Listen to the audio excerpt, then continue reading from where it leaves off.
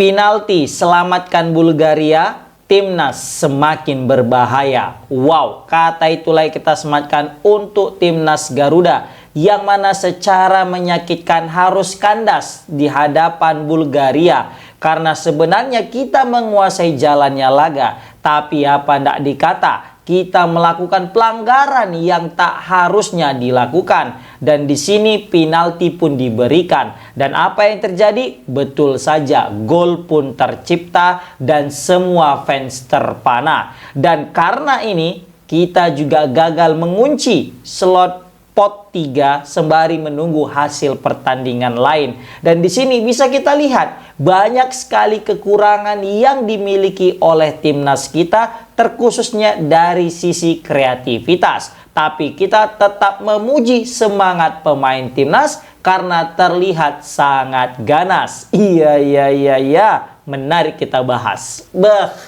Gila, ini baru kali ini kita ngelihat ada klub, bukan klub, tapi negara Eropa ranking 100 dunia, dalam artian 85 dunia, bertahan sepanjang laga. Mungkin ini kali pertama Indonesia bisa memepet negara kuat Eropa sampai 90 menit lamanya bertahan mati-matian.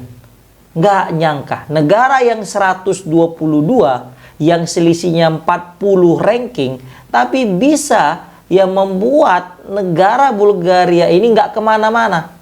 Paling ada satu kemana-mana tapi langsung penalti. Itulah kacau kali kita ini. 90 menit kita menguasai laga, 90 menit kita menguasai pertandingan, tapi yaitu karena satu kesalahan langsung dapat hukuman dan boom, kita pun kalah. Kita nggak mau menyalahkan siapa-siapa, tapi di sini memang bisa kita lihat banyak sekali yang harus dievaluasi. Kita ngelihat dari starting line up-nya aja udah mencurigakan ini. Apa itu? Ada Sananta. Ramadan Sananta kan udah ketahuan di pertandingan pertama nggak perform. Tiba-tiba dia dimainkan starter. Dan kita lihat sama coy. Kita pikir waktu lawan St. Nevis, oh mungkin itu kebetulan jatuh ya kan. Rupanya lawan Bulgaria juga jatuh-jatuh juga. Kayaknya ini ringkih kali gitu loh. Mudah kali nih Ramadan Sananta jatuh. Padahal badannya berotot gitu loh. Kan? Dan terlihat juga banyak sekali kesalahan lah, passing lah, baru juga ketika mencari ruang lah, dalam perebutan bola lah. Pokoknya banyak sekali yang memang perlu dievaluasi Ramadan Sananta. Makanya selesai dari babak pertama, masuk babak kedua, langsung diganti Ramadan Sananta. Kenapa langsung diganti? Ya jelas lah. Dia kurang perform, masuklah Ivar Yener. Dan di sini yang aku cukup lucu ya. Kita ini lawan Bulgaria nih. Kita kan butuh sosok yang bisa kita bilang kreatif ya pemainnya kan gitu. Dan di sini kita tidak ada seorang Tom Hai. Kita tahu Tom Hai ini kan pemain paling kreatif nih di timnas. Nah tapi dia nggak main karena sanksi. Maka satu-satunya pemain di posisi dia yang cocok menggantikannya adalah Ivar Yener. Tapi John Hetman terlalu memaksakan Kelvin Verdonk dan juga Joe Pelupesi untuk duet di lini tengah.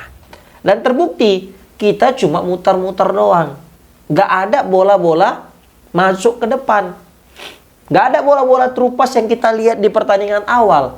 Ya selain karena memang ini lawan Bulgaria pertahanan lebih solid. Tapi memang kita mesti akui gak ada pemain yang kreatif.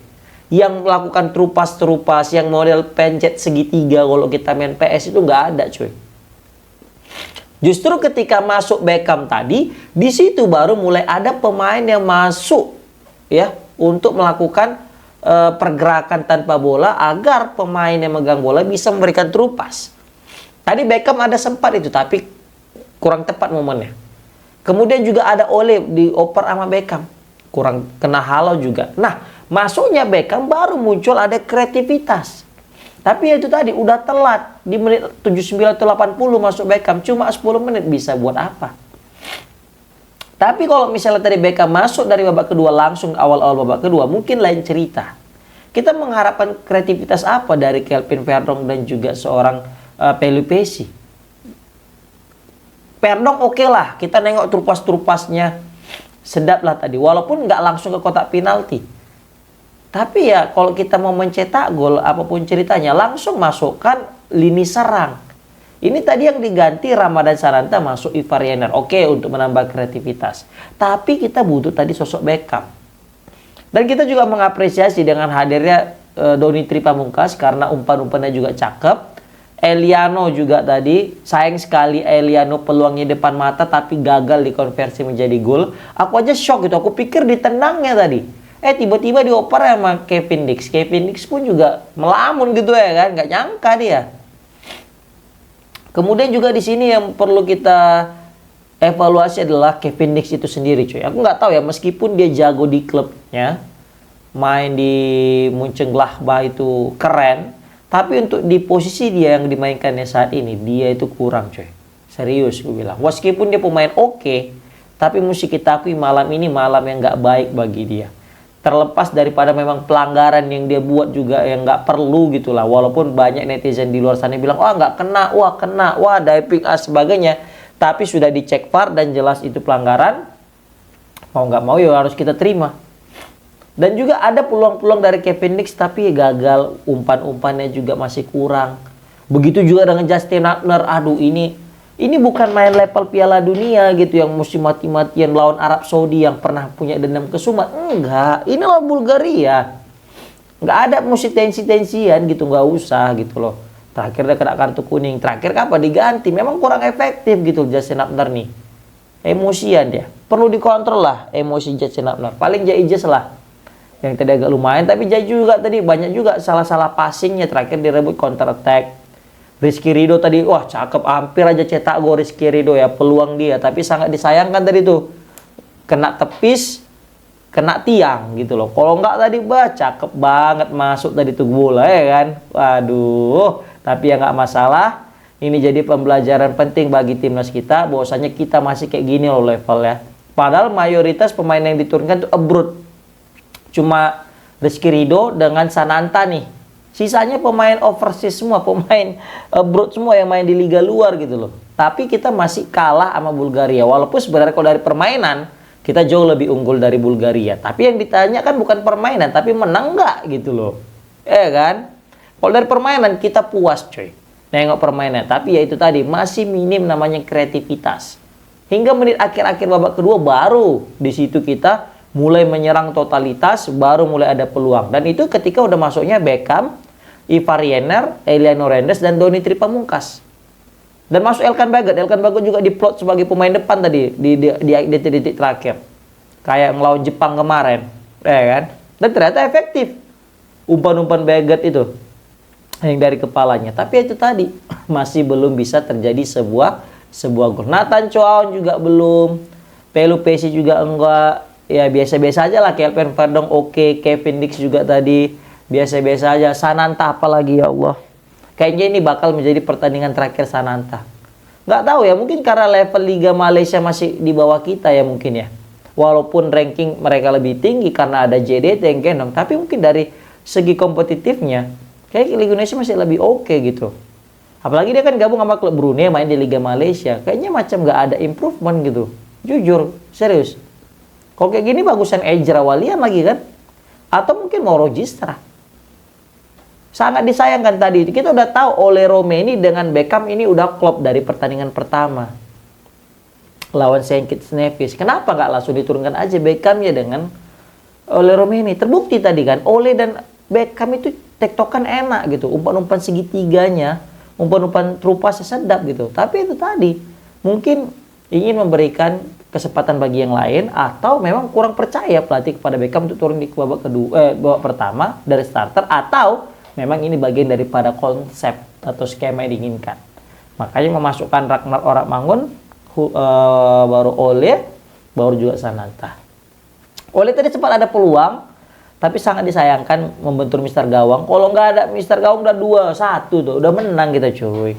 Makanya aku bilang, penalti menyelamatkan Bulgaria. Kenapa? Penampilan timnas luar biasa. Luar biasa nggak? Luar biasa cuy. Ranking 80-an dunia loh. Bertahan 90 menit. Dan gol orang itu menang pun penalti, cobalah. Ini memang sebenarnya Indonesia deserve the win. Tapi ya kalau misalnya kita kayak gini terus juga nggak bagus juga kan gitu. Ini mengingatkan kita kayak era Patrick Kluivert lama-lama kan. Yang mutar, tapi payah masuk ke dalam.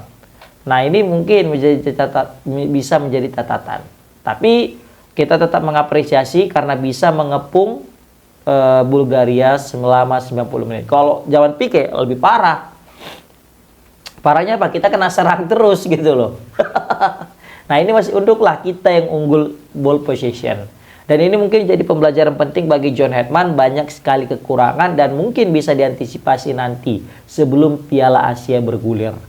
Ya kan? Di sini mungkin ajang seleksi nih, mana yang masih layak dipanggil ke timnas apa enggak.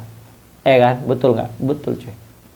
Dan ini gagal kita untuk menjadi pot 3 ya, karena kalah kita lawan Bulgaria. Kalau kita menang tadi, ranking kita 118. Maka Korea Utara turun ke pot 4. Dan jika Thailand, Seri, dan Filipina menang, maka kita fix di peringkat pot 3. Tapi ya karena kita udah kalah, ya bodo amat lah, udahlah pot 4 yang kita. Walaupun sebenarnya mau pot 4 pun sekalipun selesainya itu negara-negara yang lain kecuali Jepang sama Iran lah, sama Uzbek lah. Korea gimana bang? Korea aku yakin masih bisa. Australia aku yakin masih bisa. Tapi kalau Jepang ini sulit cuy. Sulit kali. Oke lah, komen di kolom komentar gimana pendapat kalian tentang penalti menyelamatkan Bulgaria. Timnas Indonesia tampil luar biasa. Assalamualaikum warahmatullahi wabarakatuh.